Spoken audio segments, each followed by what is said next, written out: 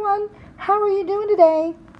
We are going to continue reading Charlotte's Web, and we are on chapter 7 that is entitled Bad News. Now, at the end of chapter 6, we were going to make some predictions about the bad news. No one likes to receive bad news, so who is going to get the bad news and what is the bad news? I gave you a little bit of a hint at the beginning of not Charlotte's Web, but Little House in the Big Woods.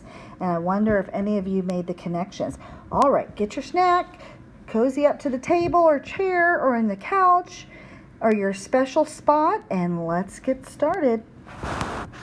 Bad news. Wilbur liked Charlotte better and better each day. Her campaign against insects seemed sensible and useful. Hardly anybody around the farm had a good word to say for a fly. I can agree with that. Thumbs up if flies are annoying. Flies spent their time pestering others. The cows hated it. The horses detested them. The sheep loathed them. Mr. and Mrs. Zuckerman were always complaining about them and putting up screens. And I already have the word loathed underlined, and it means to dislike intensely. And there's a couple of other words in that paragraph that mean the same or nearly the same as loathe. They're synonyms.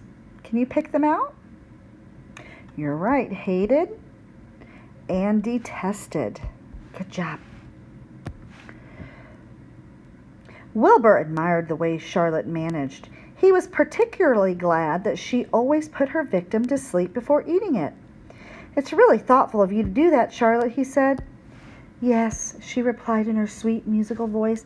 "I always give them an anesthetic so they won't feel pain. It's a little service I throw in." As the days went by, Wilbur grew and grew. He ate 3 big meals a day. He spent long hours lying on his side, half asleep, dreaming pleasant dreams. He enjoyed good health and he gained a lot of weight. One afternoon when Fern was sitting on her stool, the oldest sheep walked into the barn, stopped to pay a call to Wilbur. "Hello," she said. "Seems to me you're putting on weight." "Well, yes I am," replied Wilbur. "At my age it's a good idea to keep gaining." "Just the same, I don't envy you," said the old sheep. "You know why they're fattening you up, don't you?" Are your predictions coming true? Do you remember? Do you think you know what the bad news is? Let's continue. "No," said Wilbur. "Well, I don't like to spread bad news," said the sheep, "but they're fattening you up because they're going to kill you, that's why." "They're going to what?" screamed Wilbur. Fern grew rigid on her stool. So Fern was relaxed and she grew rigid, and rigid means stiff. So let's continue with what the old sheep is telling Wilbur. "Kill you, turn you into smoked bacon and ham," continued the old sheep. "Almost all young pigs get murdered by the farmer as soon as the real cold weather sets in. There's a regular conspiracy around here to kill you at Christmas time. Everybody's in on the plot. Lurvy, Zuckerman, even John Arable." "Mr. Arable?" sobbed Wilbur. "Fern's father?" Now, the connection I was making to the Little House in the Big Woods is the butchering time. And remember, Laura and Mary loved this time when her father and their uncle butchered the pig because they were able to use the bladder as a balloon and a ball and play with it. And then also, they loved to roast the pig's tail on a stick. So let's continue. "Certainly, when a pig is to be butchered, everybody helps. I'm an old sheep and I see the same thing, same old business year after year.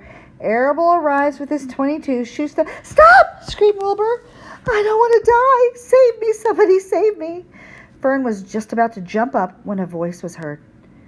"Be quiet, Wilbur," said Charlotte, who had been listening to this awful conversation. And here's a picture right here of the old sheep, and she's telling Wilbur, and clearly Wilbur's upset. You can tell by his body language and the tears coming out of his eyes. "I can't be quiet," screamed Wilbur, racing up and down. "I don't want to be killed. I don't want to die. Is it true what the old sheep says, Charlotte? Is it true they are going to kill me when the cold weather comes?" "Well," said the spider, plucking thoughtfully at her web, The old sheep has been around this barn a long time. She has seen many a spring pig come and go. If she says they plan to kill you, I'm sure it's true. It's also the dirtiest trick I ever heard of.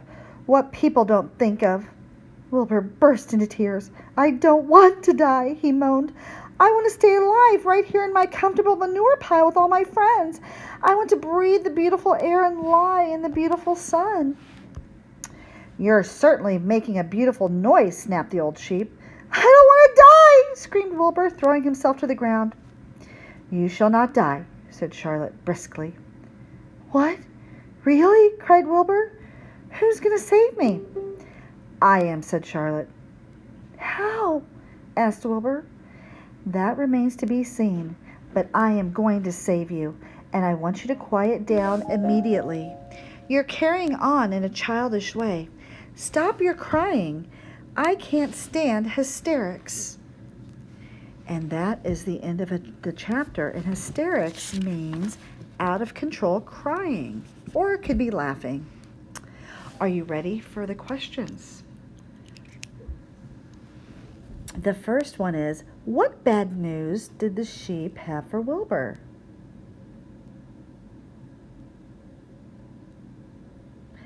Right on. The sheep told Wilbur that the reason they had been fattening him up was because they were going to kill him around Christmas time, and they were going to turn him into smoked bacon and ham and ribs. The old sheep informed Wilbur that there was a conspiracy around the farm to kill the young pig. That means there was a lot of planning that is going into this. And when the weather got cold, Lurvy and Zuckerman and John Arable, which is Fern's father, were all in on it. The last question, how did Wilbur react to the news and what helped him calm down? So this is a two-part question. I'll give you a minute to answer.